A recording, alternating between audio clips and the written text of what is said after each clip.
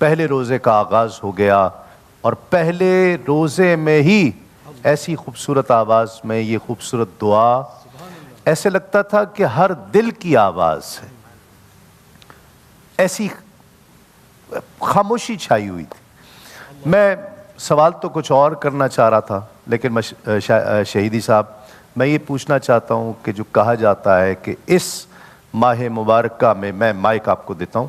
اس ماہ مبارکہ میں دعائیں قبول ہوتی ہیں،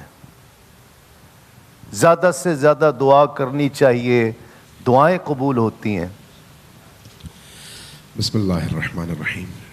میں سب سے پہلے تو تسلیم بھائی آپ کے اس پروگرام کے توسط سے تمام عالم اسلام کو اور تمام روزہ داروں کو ان لمحات اور ان گھڑیوں کے حوالے سے مبارکباد پیش کروں گا، چونکہ یہ وہ لمحات ہیں جب اللہ تبارک و تعالیٰ کی طرف سے تمام رحمت کے دروازے کھل چکے ہیں، اس کی طرف سے مغفرت کے دروازے کھل چکے ہیں، اس کی طرف سے برکت کے دروازے کھل چکے ہیں، اس کی طرف سے معافی کے دروازے کھل چکے ہیں۔ اب اگر کوئی شخص ان لمحات میں اللہ کے حکم پر آدھی آدھی رات کو اٹھ کر اللہ کی بارگاہ میں اپنی پیشانی زمین پر رکھ کر سجدے سے اپنے گناہوں کی مغفرت طلب کر کے آغاز کرے اور اللہ کے حکم پر سحری کھانے کے بعد نماز پڑھ کر قرآن کریم کی تلاوت کے ذریعے سے رسول پاک صلی اللہ علیہ وآلہ وسلم سے منقول منسوب اور ان سے نقل شدہ دعاؤں، مناجات اور ان اذکار کے ذریعے سے جو روح کو زندہ کرنے کا باعث ہیں، انسان کے اندر کی تطہیر کا باعث ہیں، انسان کی روح کو ملائے اعلیٰ سے جوڑنے کا باعث ہیں، انسان کو ناسوت سے ملکوت تک لے جانے کا باعث ہیں، انسان کو مادیت کی تمام زنجیروں سے چھڑا کر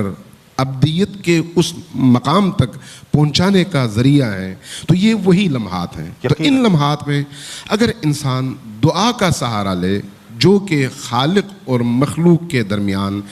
بہترین رابطے کا ذریعہ ہے اور اس کی روح کی تمام تر تشنگی کو بجھانے کا ذریعہ ہے، اور انسان کو ان تمام بے چینیوں سے، اضطراب سے، مسائل سے، مشکلات سے آزادی دلا کر اس کو اس ہستی سے جوڑنے کا ذریعہ ہے جو کہ خالق بھی ہے، رحیم بھی ہے، کریم بھی ہے، مہربان بھی ہے، اور آج کے دن تمام انسانوں کو اپنی طرف بلانے والا بھی ہے۔ اس وقت فرشتے انسانوں کے انتظار میں ہیں۔ میں بہت معذرت کے ساتھ بات کرتے ہوئے میں ایک چیز اور پوچھنا چاہ رہا ہوں،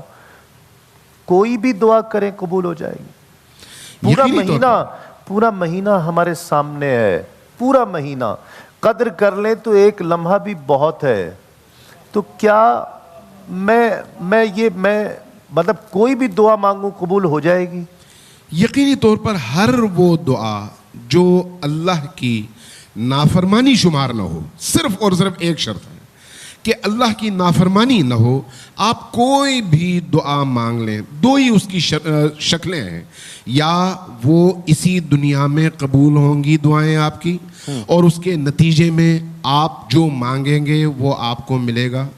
یا پھر قبول نہیں ہوں گی اس لیے کہ آپ کی مصلحت میں ان کی قبولیت نہیں آئے، لیکن جب ہم آپ عالم آخرت میں اللہ کی بارگاہ میں حاضر ہوں گے تو وہاں پر وہی دعا جو یہاں پر قبول نہیں ہوئی تھی کروڑوں گنا بڑھ کر آپ کے سامنے اس طرح سے پیش کر دیا جائے گا کہ آپ اس وقت آرزو کریں گے کاش دنیا میں میری کوئی دعا قبول نہ ہوئی ہوتی اور آج عالم آخرت میں مجھے اس کا ثمر ملا ہوتا۔ لہذا ہو نہیں سکتا کہ انسان مانگے اور ان دنوں میں اس کی دعا قبول نہ ہو، چاہے فوری چاہے آخرت پر موقوف۔